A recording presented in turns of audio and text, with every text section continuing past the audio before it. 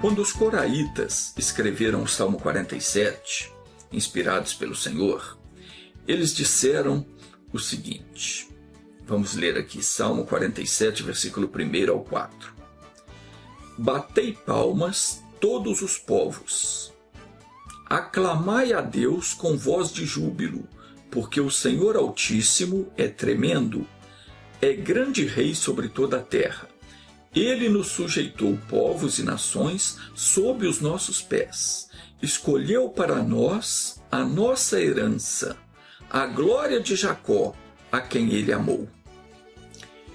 Eu quero chamar a sua atenção para o versículo 4 que diz: escolheu para nós a nossa herança, a glória de Jacó, a quem amou. Deus escolheu para nós a herança que ele nos daria, a herança que ele nos deu. Diz aqui a glória de Jacó, a quem ele amou. Quem foi Jacó? Jacó era filho de Isaque e Rebeca, irmão gêmeo de Esaú, neto de Abraão. O nome Jacó vem do hebraico Jacob, que significa ele agarrava ou ele agarra. E esse nome lhe foi atribuído porque ele nasceu agarrado no calcanhar do seu irmão gêmeo, Esaú. A história do nascimento de Jacó está registrado no livro de Gênesis.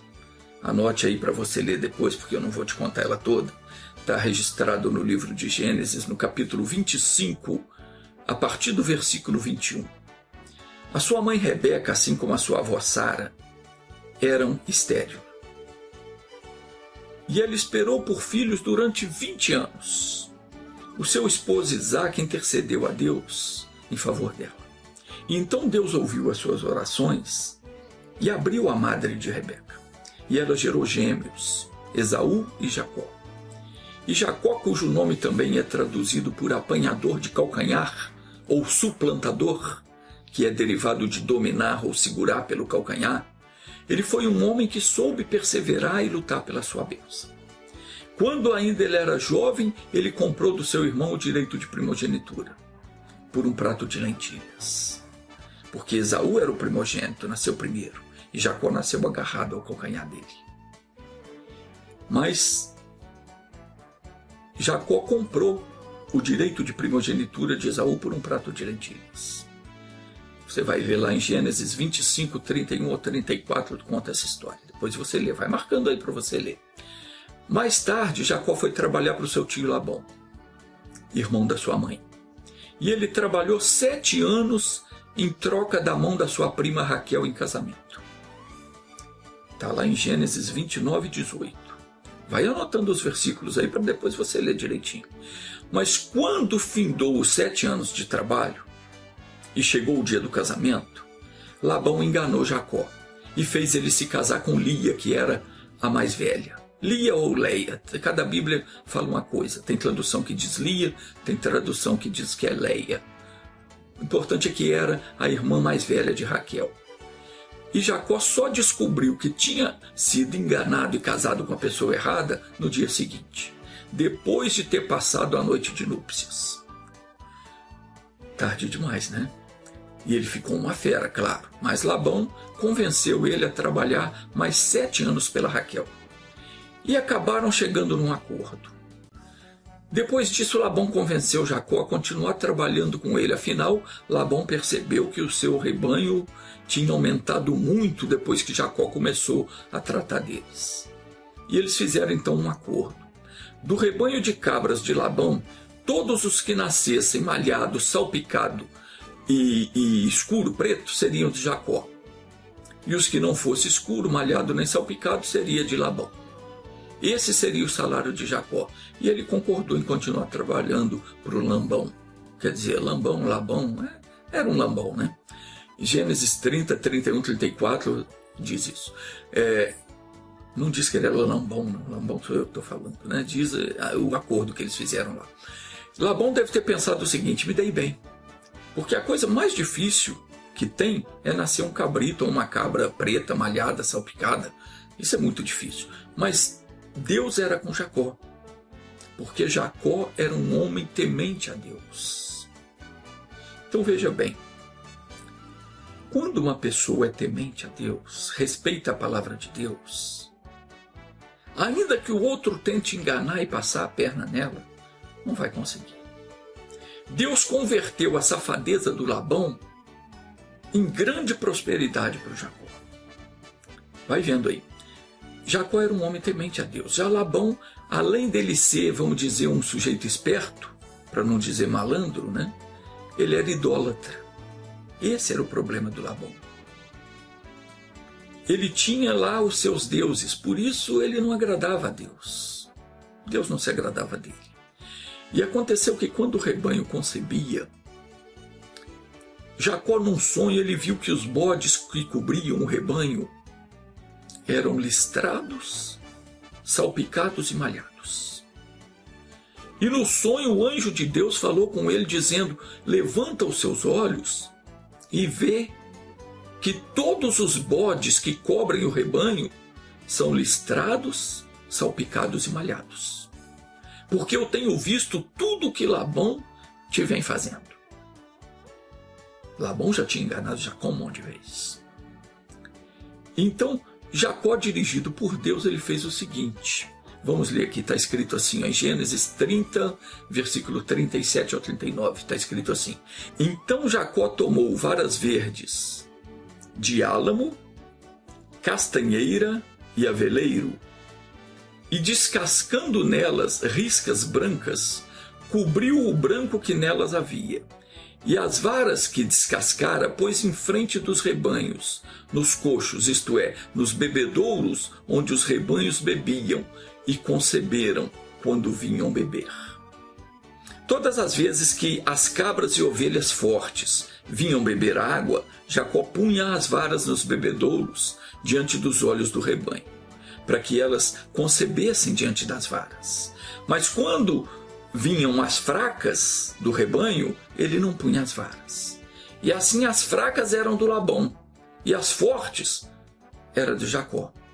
E quando Labão viu que começou a nascer muitos listrados, malhados, salpicados, e que esses eram o rebanho forte, e as que nasciam branca era fraquinha, então Labão resolveu trocar, falou para Jacó: de agora em diante, os que nascer branco vai ser seu, e os que nascer preto, malhado, salpicado serão meus. Jacó concordou. Então Jacó fazia o contrário. Ele não punha a vara quando vinham os malhados, salpicados. Quando vinham os malhados, ele não punha a vara mais. Ele parou de pôr a vara. Então só nascia branquinho. Então Labão mudava de novo o caso. Não, agora os brancos são meus e os malhados são seus. E Jacó então punha as varas e só saía malhado e salpicado. E Labão trocou o salário do Jacó 10 vezes. Mas Deus era com Jacó. E olha, o homem se enriqueceu de tal modo que ele teve grandes rebanhos, servos, camelos, jumento. Apesar de Labão ter trocado o salário dele um monte de vezes, 10 vezes, diz a Bíblia, Jacó foi recompensado por Deus. E o Senhor Deus prometeu aos israelitas, então, voltando lá no salmo dos filhos de Corá, os coraitas, né? Eles dizem: o Senhor Deus prometeu aos israelitas que aquela glória de Jacó os acompanharia como herança para sempre. Mas aconteceu que os descendentes de Israel começaram a fazer o que era mal aos olhos do Senhor Deus. E Deus falou então por intermédio do profeta Isaías, está escrito assim, Isaías 17:4, será diminuída naquele dia a glória de Jacó, e a gordura da sua carne desaparecerá. O que quer dizer isso? Quer dizer que as pessoas que não perseveram em seguir a Deus, elas vão perder muitas bênçãos, e já estão perdendo. Ao invés de prosperar, a pessoa vê a porção dela diminuir. E muitos sequer serão salvos. Não basta você dizer que crê em Deus, não basta você ir na igreja, orar, jejuar, dar o dízimo, dar a oferta, se você não respeitar e não obedecer a palavra de Deus. Jesus disse em Mateus 7:21, nem todo aquele que me diz Senhor, Senhor, entrará no reino dos céus, mas aquele que faz a vontade do meu Pai que está nos céus. Então é bom você se examinar e ver se você tem obedecido a Deus ou não. Porque quando você obedece a Deus em tudo, Ele prospera você como ele prosperou a Jacó. Mas você tem que obedecer e viver como a Bíblia ensina. Porque caso contrário, você jamais vai entrar no reino dos céus. Já para aqueles que entendem a vontade de Deus e se esforçam para cumpri-la, fazendo aquilo que Jesus ordenou, além de ser abençoado na terra do mesmo modo como Deus era com Jacó, terão uma herança bem maior. Em 1 Coríntios capítulo 2, versículo 9, está escrito: as coisas que o olho não viu, nem os ouvidos ouviram, nem penetraram o coração do homem, são as que Deus preparou para os que o amam. É muito mais do que um rebanho de cabras e ovelhas. É muito mais do que Deus deu a Jacó. Essa é a nossa herança, muito maior do que a glória de Jacó. Isso é muito mais do que nós podemos imaginar. O futuro daqueles que reconhecem Jesus como Salvador e lhe servem com dedicação, inteireza de coração, será glorioso. Nada vai nos separar desse prêmio que é eterno. Se nós perseverarmos em seguir o nosso Senhor, nós vamos ter um galardão grandioso. Então não perca de vista essa bênção, porque durante toda a vida aqui na terra, o diabo vai fazer de tudo para roubar. Fique firme, procure conhecer cada vez mais aquilo que Deus quer de você. Leia a Bíblia, assista aos vídeos, ouça a pregação da palavra, aprenda a servir a Deus, porque todos nós somos e fomos recriados em Cristo para as boas obras, as quais Deus preparou para que nós andássemos nelas. Então, se você ainda não está desfrutando da vida plena que Jesus veio te dar, se você ainda vive doente, passando necessidade, vive triste, angustiado, magoado, aperreado, nada dá certo para você, venha para Jesus. É isso que está faltando na sua vida. Você precisa abrir o seu coração e receber Jesus Cristo. Como é que eu recebo Jesus? Esquecendo todo o passado, parando de praticar o pecado, confessando os meus erros, pedindo perdão. A partir daí, procurando viver de acordo com o que agrada a Ele, de acordo com o que a Bíblia diz. Então, ainda que você tenha feito a pior coisa do mundo até hoje, arrependa-se, confesse os seus erros, peça perdão, torne-se um membro da família divina agora. E não se considere alguém que não mereça perdão. Até mesmo o maior pecador foi por Cristo, ou melhor, pela morte de Jesus na cruz, reconciliado com Deus. Pelo sangue de Jesus, se tornou um herdeiro das promessas. Deus só está esperando que você tome a sua decisão para te abençoar. Deixe essa vida de pecado. Para fazer de você uma pessoa vitoriosa, Deus está esperando por isso. 1 de João, capítulo 5, versículo 4, 5, diz que todo que é nascido de Deus vence o mundo. Vence o mundo. Não tem tentação, não tem coisa que amarra a vida de um homem de Deus, de uma pessoa de Deus. E a vitória que vence o mundo é essa, é a nossa fé. Quem é que vence o mundo, senão aquele que crê que Jesus é o Filho de Deus? Ou melhor, aquele que vive de acordo com a palavra de Deus, porque Jesus é a palavra de Deus. Tiago, capítulo 1, versículo 12 diz: bem-aventurado o homem que suporta a aprovação. Quer dizer, aquele que resiste à tentação, que não cede, que não cai em pecado. Bem-aventurado, feliz esse homem, porque depois de aprovado, quando eu digo feliz o homem, feliz a pessoa, né? Homem ou mulher, para Deus não há diferença. Depois de aprovado, quer dizer, depois que ele suportou, venceu aquela tentação e não caiu em pecado, ele receberá a coroa da vida, que o Senhor prometeu para aqueles que o amam. E veja só o que Jesus prometeu para aquele que vencer as tentações do mundo. Vamos ler alguns versículos aqui para você ver o que Jesus prometeu para você, se você for uma pessoa que resiste às tentações e não se entrega ao pecado. Está escrito assim, vamos começar em Apocalipse, capítulo 2, versículo 7. Ao que vencer, dar-lhe-ei a comer da árvore da vida. Vai viver eternamente. Dar-lhe-ei a comer da árvore da vida que está no paraíso de Deus. Capítulo 2, versículo 11 diz: quem tem ouvidos para ouvir, ouça o que o Espírito diz às igrejas. O que vencer, de modo algum sofrerá o dano da segunda morte. Então está confirmando aqui: aquele que vencer vai viver para sempre ao lado de Jesus. Ao que vencer, está escrito no versículo 26, e ao que guardar as minhas obras até o fim, eu lhe darei autoridade sobre as nações. O que vencer será assim vestido de vestes brancas. De maneira nenhuma riscarei o seu nome do livro da vida. Antes confessarei o seu nome diante do meu Pai e diante dos seus anjos. Olha que coisa maravilhosa. Se você se torna uma pessoa firme na palavra de Deus, vem a tentação, você não cai, você não se dobra diante do diabo, você não se entrega para fazer a coisa errada, você se mantém íntegro. O que Jesus está falando aqui? Ele vai te confessar diante do Pai e diante dos seus anjos. Os demônios olham e veem que o nome de Deus está sobre você. O poder de Deus está te cercando. Eles não podem tocar em você. Você é uma pessoa vencedora, já aqui na terra. E quando findar essa vida, você vai ter a vida eterna. Você vai estar com Deus eternamente. No versículo 12 do capítulo 3 diz: a quem vencer, eu farei coluna no templo do meu Deus, de onde jamais sairá. E escreverei sobre ele o nome do meu Deus e o nome da cidade do meu Deus, a nova Jerusalém, que desce do céu da parte do meu Deus, e também o meu novo nome. Ao que vencer, eu lhe concederei que se assente comigo no meu trono.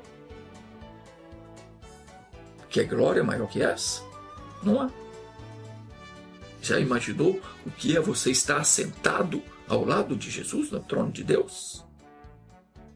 Olha que glória. E no versículo 7 do capítulo 21 diz: aquele que vencer herdará todas estas coisas. Eu serei seu Deus, e ele será meu filho. Tem coisa melhor que isso? Claro que não. Vamos orar agora. Eu vou deixar uma pergunta antes de orar, para você me responder nos comentários do YouTube, se você souber, ou do Facebook também, você pode comentar ali. É uma curiosidade que eu vou te ser sincero, eu não sabia, e eu descobri isso hoje, e eu quero ver se você sabe. Na Bíblia tem 2 capítulos que são exatamente iguais. Se você souber quais são, escreva aí nos comentários. Mas não deixe de colocar o seu primeiro nome e o nome da sua cidade, não, porque eu quero incluir você nas orações. Então, se você souber quais são esses 2 capítulos da Bíblia que são exatamente iguais, escreva aí nos comentários. E, mesmo que você não saiba, coloque o seu nome, e a sua cidade, só o primeiro nome, o seu nome e a cidade, por exemplo, Maria, Belo Horizonte. Só isso, porque eu quero estar incluindo você nas minhas orações. Quando eu orar e falar: Deus, visita a Maria lá de Belo Horizonte, você vai estar sendo visitado pela presença de Deus. E Deus vai estar abençoando você. Então, coloque nos comentários, você que assistiu ao vídeo, coloque lá o seu nome e o nome da sua cidade, só para a gente saber e incluir você na oração, tá bom? E se você souber quais são os 2 capítulos da Bíblia que são exatamente iguais, então coloque lá também. No próximo vídeo eu vou dar a resposta para você, eu vou procurar aqui e vou te responder. Tem 2 capítulos exatamente iguais na Bíblia. Hoje que eu descobri isso aí, eu vou colocar para você no próximo vídeo, tá bom? Agora feche os seus olhos, você que precisa de uma bênção especial. Apresente a Deus o seu pedido agora, vamos orar. Senhor Deus da nossa herança, bendito seja o teu nome. Estenda, ó Pai, as tuas mãos sobre essa pessoa que tem dado ouvidos à pregação da tua palavra, e derrame sobre ela as tuas poderosas bênçãos. Pois aos que procuram conhecer o Evangelho do nosso Senhor Jesus e se esforçam para cumprir o que nos tem ordenado, tem um galardão muito grande, muito glorioso, Senhor. muito mais do que Jacó teve nos seus dias. Como está escrito no Salmo 47:4, o Senhor escolheu para nós a nossa herança.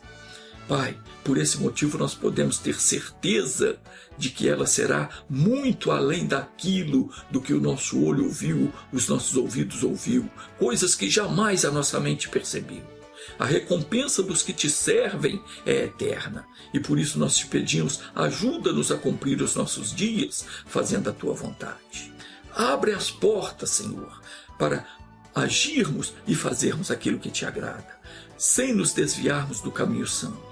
Oh meu Deus, muitos estão clamando agora dizendo, Senhor, me socorre, eu preciso da tua ajuda. Alguém doente, alguém passando por tribulação, alguém necessitado, alguém sofrendo, alguém que se sente macumbado, alguém que foi vítima de bruxaria, de feitiçaria. Pai, toca agora nessa pessoa que está com qualquer tipo de problema. Na autoridade que há no nome de Jesus, eu amarro o espírito de sofrimento que está sobre essa vida e mando que saia em nome de Jesus.